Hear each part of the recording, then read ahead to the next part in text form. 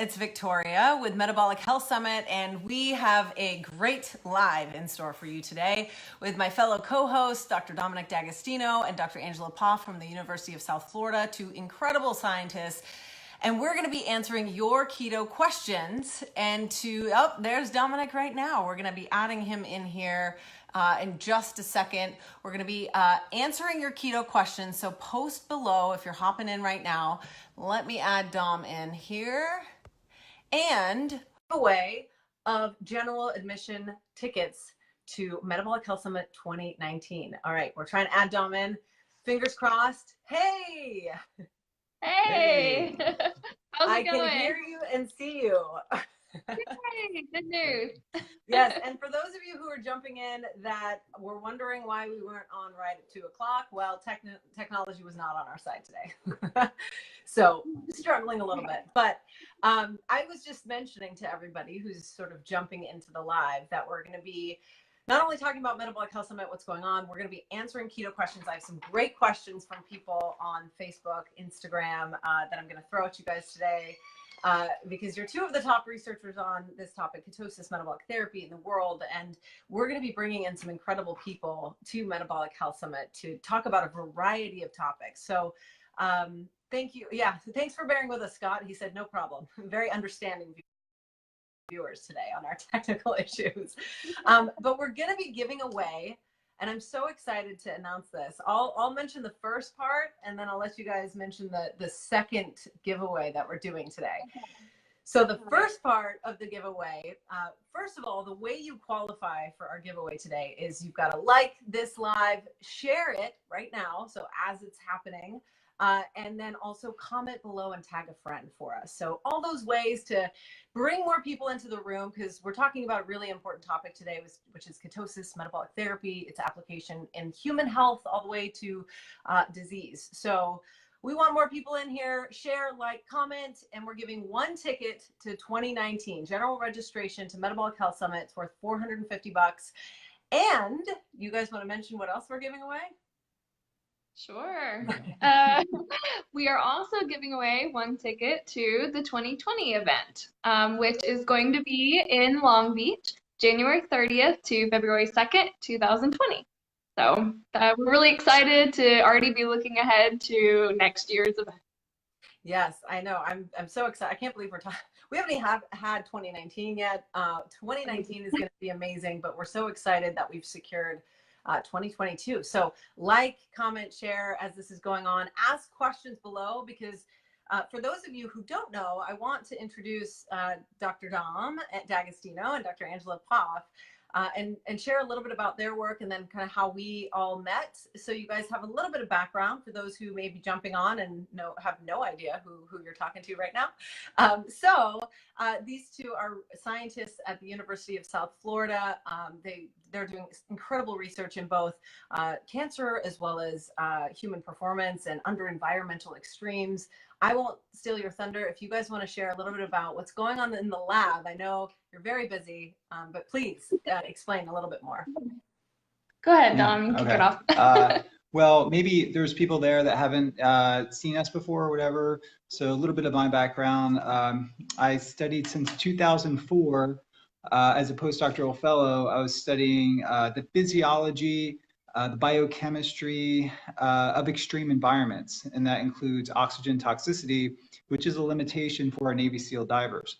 And in the process of understanding the neuroscience of extreme environments over the course of maybe 5 years, I stumbled upon the ketogenic diet and ketone supplementation as a mitigation strategy to enhance the safety and the performance of our military personnel. And that has become one of the main projects in our lab that I'll be presenting on at Metabolic Health Summit. And during this time studying ketones and the ketogenic diet, Angela came along and I had been studying some cancer cell lines and made some observations, and Angela kind of picked off where I was unable to sort of have the time and effort to do that. And maybe that's a segue to Angela's kind of background a little bit and Yeah, how it sure. ties into the event.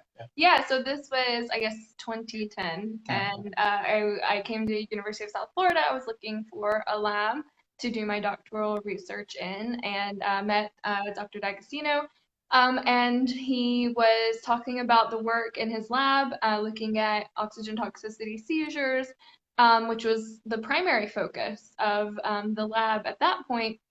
And he said, that he had this idea for a project to look at how diet impacted cancer. And I just thought that was a really incredible kind of thought. It's one of those things that it sounds so obvious to me now that I know, a lot of the information about how these things are impacted by diet. But at the time, it was still kind of like maybe what a lot of people would think, like, really what you eat, could it actually affect cancer, Yeah. And so I just thought it was a really incredible idea. And so I joined the lab, and we got the cancer work in the lab started up then, and ended up studying that combination of ketogenic diet and hyperbaric oxygen as a non-toxic targeted kind of strategy to manage cancer, and studied that for my PhD, and then stayed in the lab, did a postdoc here, and now I'm research associate, so been around for a while now. So the lab continues to focus on ketosis as an intervention strategy for a number of conditions, cancer being a lot of the work that we do, but also neurological conditions, seizure disorders, and other kind of genetic disorders that cause metabolic kind of derangement. So that's kind of what we do.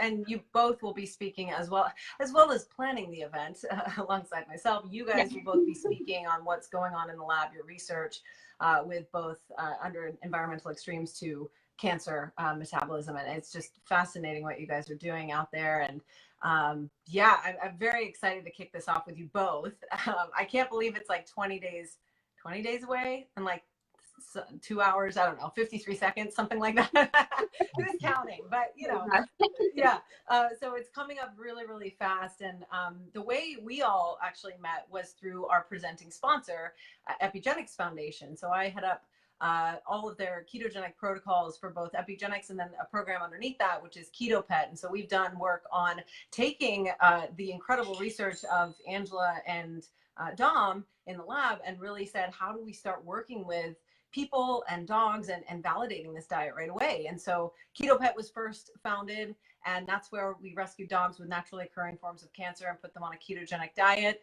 gave them a home when they were otherwise going to be euthanized, and saw some pretty incredible results there. And then from there, that really inspired pilot studies with partnerships with oncologists that, we said, how do we start working with people? So we teamed up with physicians who were open to starting and implementing a ketogenic diet as a potential add-on to standard of care, and found some pretty incredible results. And it was thanks to these guys and the important work that they're doing in the lab, and the important work of scientists really all over the world, that we're lucky enough to be able to be bringing together in one place, which is so cool. Like, it's the most inspiring thing to me in the world to be able to bring all these people together, because there's so much like collaboration that happens. And this is how, really the work of Epigenics started, because we all got together and said, hey, how do we do this? How do we put this into sort of real life? And not to mention that trickle down effect from what we did with a neuro-oncologist at Cedars-Sinai has now inspired a clinical trial involving glioblastoma patients and the ketogenic diet. So it's such a cool time right now, I think, in this space of where we are, and the potential for networking and collaborations is, it's such an important factor and so huge in this process of moving things forward. Would you guys agree? Where are you guys at with that? I know you're in the lab all the time, but you have a big passion for this too, obviously, because we've teamed up on bringing this all in, but I'd love to hear your thoughts on that. Yeah, it's surreal to see how it got into the mainstream. And I started studying it for esoteric, I would say, application, and thought at the time pediatric epilepsy was the only thing the ketogenic diet was legitimately used for. And now there's just a growing number of proven and emerging applications. And I'll be discussing some of them in my talk. But it's been kind of surreal to see how much exposure the diet has gotten, and its clinical use, and the amount of really peer-reviewed publications that have ended up on PubMed since I've been studying this for a range of applications. Yeah, absolutely. It's incredible. As a scientist, I think kind of your dream is to see what you're doing in the lab actually make it into practice, and seeing the clinical trials that are ongoing right now and clinicians that are adapting ketogenic therapies for a variety of conditions. It's just really, really cool. And then to be able to communicate with patients who let us know their story. We hear from people all the time who are working with their doctor to utilize diet therapy to impact their prognosis, and it's really inspiring to get that kind of information. We actually, today in our lab meeting, Dom shared some cool Christmas cards that we received. Awesome. That we're reaching out and thanking us for the research that we do, which is really the coolest thing that we could ever receive. So that's pretty neat. Well, I mean, it's served as a huge platform for so many people, and not just people, but now there's a lot of companies in the space that are making it easier for people to follow a ketogenic diet, which has a big impact on, people who have maybe been using this for years to treat their epilepsy, as a form of treatment. And now they have all these fun options, and you don't feel like you have to go without pizza or brownies because there are low carb options for that. So it's really like this whole trickle down effect. And I even know one of our speakers, Miriam Kalamian, your work, Thomas Seyfried's work has turned into, she's got an incredible book, Keto for Cancer. I know Dr. Mary Newport, you guys are very close there with her, and she's going to be at our book signing, which I'm excited about too. And Miriam, we've got some really great people that are coming out. That it's just because of all these collaborations, what you guys have been doing in the lab, what all the scientists that we're bringing in and physicians are bringing in have been doing is, it's an exciting time, and I cannot wait to kick off Metabolic Health Summit with you guys. If you want to share, we've got some really cool sort of sections and symposiums on a variety of topics, from everything from cancer to Alzheimer's, and then, all the way to human performance. You guys want to elaborate a little bit on some of the heavy hitters that we've got coming in to Los Angeles in just a couple of weeks? So we kind of set up the conference in different sessions. So we have so many different topics being spoken on at the conference, but what we have is and one morning we'll have a symposium dedicated to metabolic therapy for neurological diseases, and we have some really incredible speakers there, like Dr. Zhang Ro, Dr. Stephen QnA, Dr. Georgia Eid. We have other sessions dedicated to cancer, including with speakers like Dr. Thomas Seyfried, Dr. Adrian Scheck, Brad Sorensen, Dr. Angela Poff. Oh, yeah. Good shout out there. Brad Sorensen, who is a father of a GBM patient who's managed his disease for a very long time. We keep getting a little pop up on the screen. What are some other, let's see, the first night, actually, we'll have a welcome by Dr. David Ludwig, who's an incredible, he's an endocrinologist at Harvard, and he does a lot of really incredible work in this space. And also Dr. Dale Bredesen will be speaking the first night as well. He was originally supposed to be in the neuro session, but he has to fly out early the next morning, so we squeezed him in on Thursday night. Two heavy hitters there. Yeah, for sure. We're kicking it off with a bang that night for sure. We've got a fun welcome reception planned with, all kinds of keto.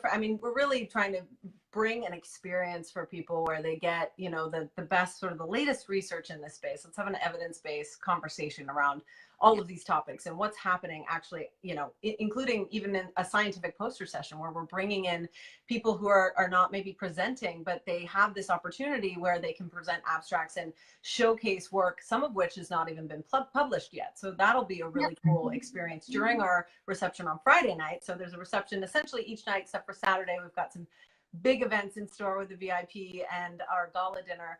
But we really want to make this something to where we can bridge that education gap between the science and the real world. So whether you're a medical professional and you want continuing medical education, or a dietitian, you need continuing education, to the person that is just interested in learning of potential benefits and maybe how do I get started with this. So we even have some cooking demonstrations for that. So it'll be a lot of fun.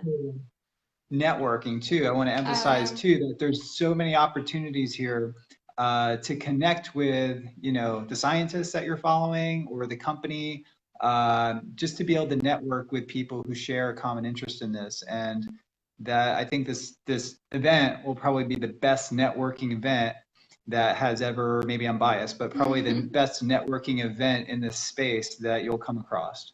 Yeah, and I would have to agree. For sure. We really are creating an environment where we can foster that, because like we were just talking about earlier, that's really where we can push this whole movement forward, is working together.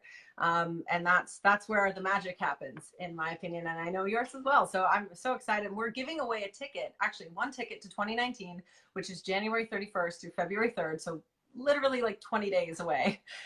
We still have some tickets left, but not a ton. So make sure you get them soon, because we will sell out of this, and you don't want to miss out on that. But we are giving away one ticket. You have to like, comment, share below of this live video. We'll be picking the winner after the live video, and we've secured our date and location, same place, Renaissance Long Beach Hotel, January 30th through February 2nd in 2020. And we're giving a ticket away to that future event as well. So like, comment, share, get more people in the room, because we're going to answer some questions now. Let's get to the meat and potatoes, or meat and cauliflower potatoes, I should say. Perfect. All right. Oh man, let's get started. I will ask you guys some questions. We can all sort of jump in as we see fit here.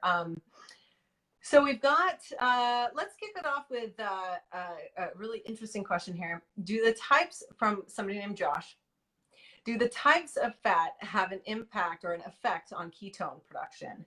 Polyunsaturated, monounsaturated fats, and saturated fats. I know for me, there was a difference there, and I know, Dom, you've had some experience, but what would you guys say about that from the science front, and then maybe personal experience too? Yeah, without a doubt. I probably shifted my diet over the years to more monounsaturated fats over the years.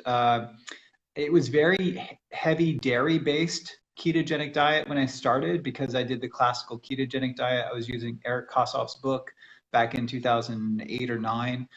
And I noticed personally, as I shifted to more monounsaturated fats and also started to incorporate MCTs, which are a saturated fat, I guess, my ketone levels would get higher during the day, especially the mid part of the day, and then I would sustain that through the night. Even after eating carbohydrates, I would be able to sustain my ketone levels. Not a lot of carbohydrates, but more, relatively speaking, more protein and vegetables in the latter part of the day, where I usually get more protein. So, so fats, the type of fats definitely do make a difference. Obviously, MCT, medium chain triglycerides, are ketogenic fats, so they will convert over to ketones more readily. And I think monounsaturated fats have been higher, relatively speaking, for me over the last couple of years, where I've been able to achieve my highest ketone levels eating more monounsaturated fats. Yeah. I don't really. Yeah. Yeah, I just had a funky experience, and this was before there was that, and I know I've mentioned this to you guys before, but for those who are new, maybe jumping in, much like quite a few people out there in the world, I was one of those hyper responders where my cholesterol sort of skyrocketed. It wasn't just like particle concentration and all these things, but it was small particles as well. My vascular inflammation, specifically LPPLA2, which is a test kind of similar to CRP for systemic inflammation, but it's vascular specific, was high. It was like double. So I had all these funky things sort of going on. And at the time, there was no information on it. So I was like sort of shooting in the dark, hoping that, my heart didn't explode. But it was kind of a scary experience. But I said, you know what, my background as an athlete, I used to, competed professionally in the world of bodybuilding. And it was like, my job was to eat carbs. So I think for me, it took a while to find homeostasis, but much like you, Dom, it's like that really triggered me to go through a variety of testing with different diets. And I know you've done the same thing with some heavy cream in the past and all kinds of fun self-experimentation. But I then switched my diet to monounsaturated, which helped a little bit, but it was more so for me, it was allowing for my body to adapt, which I was keto adapted, but it took some time for my body to say, not sort of hypersynthesize and absorb cholesterol, which was interesting. So fats do make a difference, and quality of food, I think, significantly makes a difference. not to give nutrition advice, but I'm just saying, in my opinion. Okay, we've got another question here. Somebody, a variety of people will get on the diet and they'll lose a bunch of weight, and then they'll sort of hit this stalling place. And I've heard it like a ton of times. You see it on Facebook all the time, like, oh my gosh, it was so great, and then all of a sudden it stopped. Let's maybe talk about, and Liza, I believe, asked a question sort of around this. Let's talk about some of the tools, in the process. Obviously, we're not dietitians, we're not giving medical advice, but some of the tools out there to kind of reassess if you do, hit a sort of wall, I guess you could say. You guys want to kick it off? Yeah. So, there are a lot of tools out there, informational tools and actual like handheld tools, like a blood ketone meter, like the Keto Mojo, for example. So that's a very practical advice or instrument that will give you an objective measurement of blood glucose and ketone levels. So when you implement a ketogenic diet for a disease process or for weight loss, a lot of people are out there using it. You really want to ensure that you're actually in a state of nutritional ketosis, because many of the benefits that you feel and get from being on the diet, we feel, and the science is showing this, that it's a result of having your ketone levels elevated. And that will also be an indication that you've suppressed the hormone insulin, which is a powerful sort of suppressor of fat oxidation. So the lower you get insulin, the more fat you're oxidizing, and that oxidized fat actually converts to ketones. So ketone production is a very good indicator of the amount of fat that you're burning, and you can measure that with a Keto Mojo meter. And when people start to lose weight, they'll gradually start getting to their set point, and then it becomes sort of like not only a science but an art to be able to go past that point where you've stalled.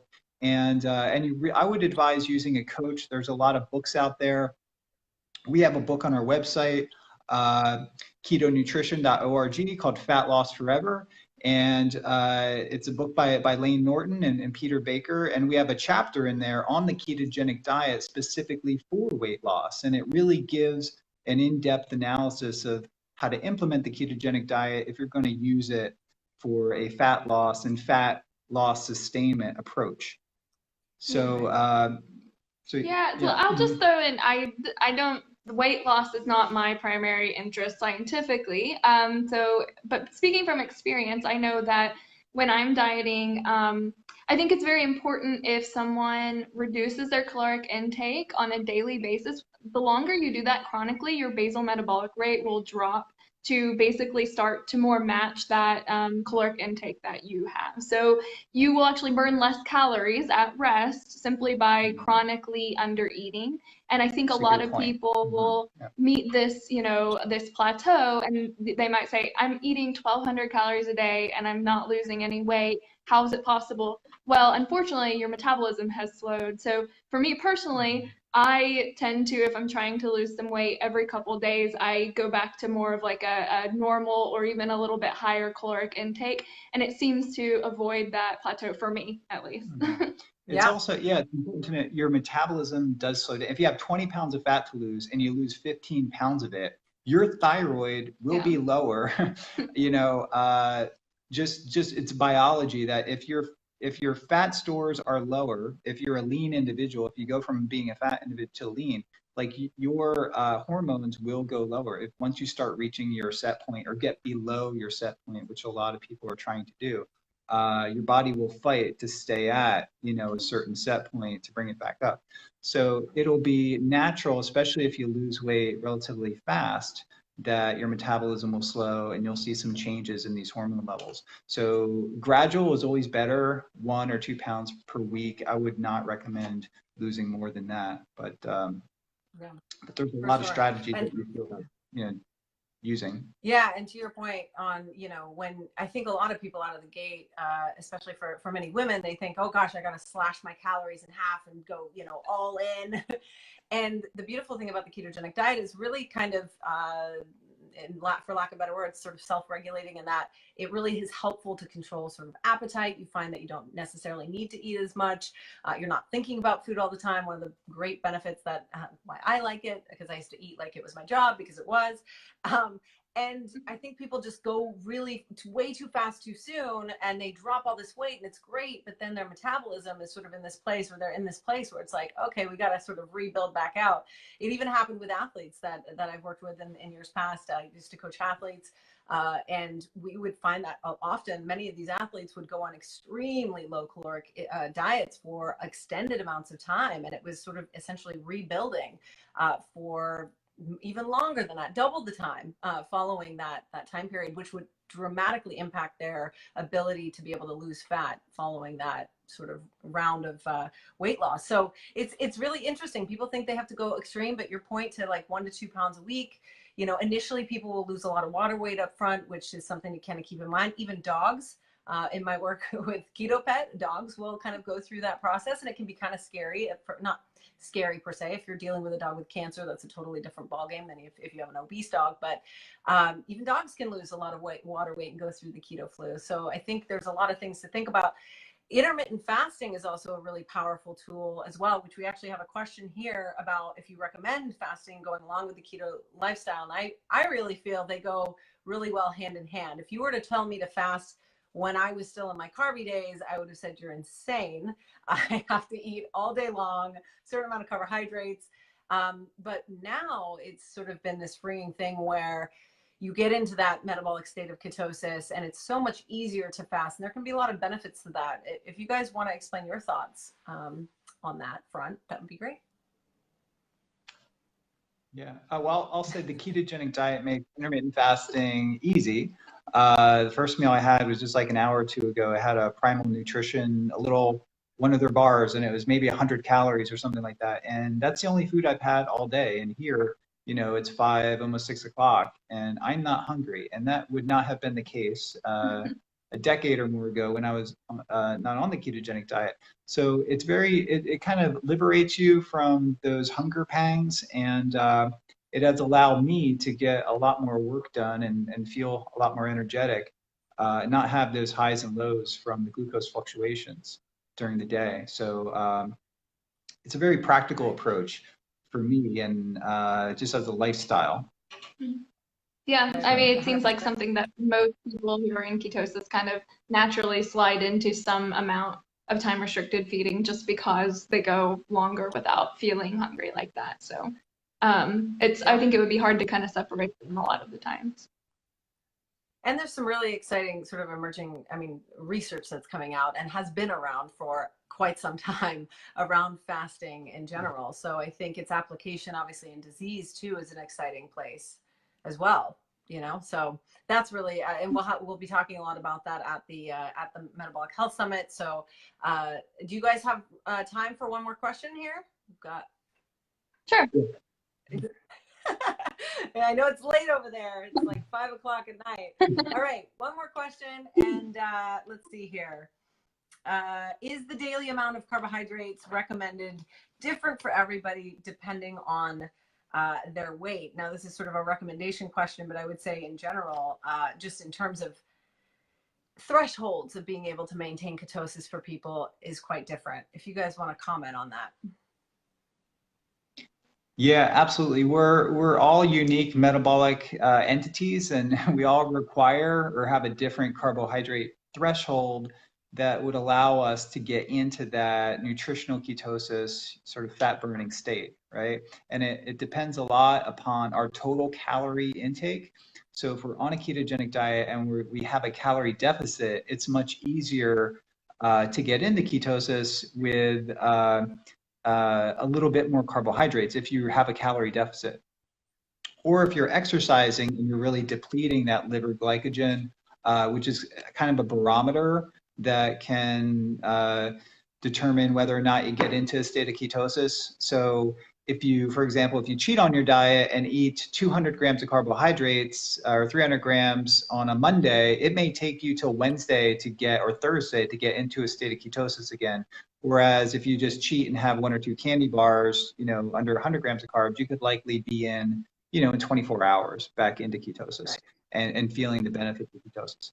So, so it really does vary. And some athletes can, I've communicated with athletes that do 250 grams of carbs a day and they stay in ketosis just because their output is so high and they're constantly burning and depleting their glucose levels, but they're like fat oxidation machines. So they're burning massive amounts of fat and they're able to get carbohydrates in and still maintain very high ketone levels, which is an indication that they're burning huge amounts of fat, with such high ketone levels in addition to eating carbohydrates. And other people eat 10 or 20 grams of carbs a day and that can throw them out of ketosis. So it really depends. Yeah. Yeah. So everyone's different. You kind of have to try yourself and see what happens. Yeah, totally. And that's where blood testing can really be helpful in knowing how to navigate that and what you're maybe doing right, what you're maybe doing wrong. Different foods have different, especially like new foods that have come out. We have some really great brands at our Keto Expo at Metabolic Health Summit, where ingredients is so important too. And it's hard to sort of decipher that sometimes, but a blood test, simple blood test, with Keto Mojo, Keto Coach, there's a variety of great testing devices out there, will really help you in kind of navigating and understanding, oh, well, maybe this impacts me differently than Joe Schmo down the street. So it's a great point. Having access to a cheap and reliable blood glucose and ketone meter, and also foods like keto cookies and things like that, really makes this process much easier. So this did not really exist when I started, and now that I started, now 10 years later, it just makes it incredibly easy for someone to really try this out. I mean, at first, it was intimidating to me. 10 years ago to do this because the supplies were so expensive and, the recipes and everything were not like, they have now. There's tons of cookbooks, to how to do a ketogenic diet meal plan. The Keto Reset book is a fantastic book. The recipes in that are tremendous. And it's just so easy for someone to, start this up today. Yeah, for sure. It's, a few years back, it was just like, we have heavy cream and now we have, I'm kidding. Now we have all these great products that are readily available to us. But no, it's an exciting time to be around all of these great entrepreneurs and sort of visionaries that are creating products to make it easier for everybody, whether you're following a ketogenic diet because you just want to improve your health, or maybe you've got epilepsy and you want to look into it for potential disease management. So well, thank you guys for taking time out today. Like we all mentioned, we're giving away a ticket to Metabolic Health Summit. So if you've not done so already, comment, tag a friend, share this broadcast even after the broadcast, and we'll be picking one winner to Metabolic Health Summit, which is in like 20 days. You don't have a lot of time to purchase tickets. If you haven't purchased tickets already, you can, and you say you don't win the contest, you can purchase tickets through our website. If you go to metabolichealthsummit.com and you sign up for our email list, you'll actually get 15% off. So I would definitely do that. And if you don't have the code and you've already signed up for our email list, you can always email us. And then we're picking one lucky winner to 2020 Metabolic Health Summit, January 30th through February 2nd. So comment, and share. And thank you guys. Well, this has just been a crazy wild ride. We're going to be doing more lives up until the event weekend. And then we're also going to be sharing some great content the weekend of. So I will see you guys really soon and talk to you probably right after this call. Sounds good. Thanks. Thanks, everyone. Thanks for watching, guys. We'll talk to you soon. Bye.